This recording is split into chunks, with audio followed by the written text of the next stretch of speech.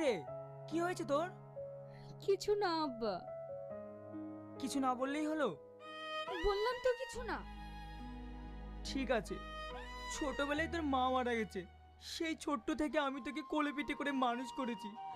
কোনোদিন আমি তোকে তোর মায়ের অভাব বুঝতে দিইনি।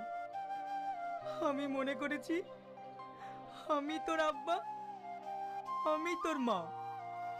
আর যদি তোর মনের কথা না বলিস তাহলে কি করে বুঝবো?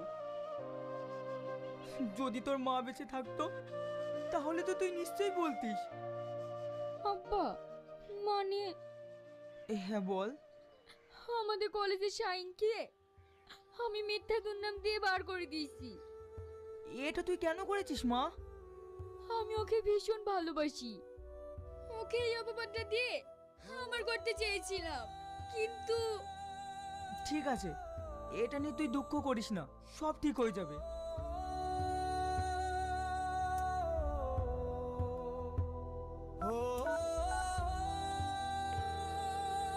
হ্যালো প্রিন্সিপাল, আমি শ্রাবণীর ড্যাডি বলছি।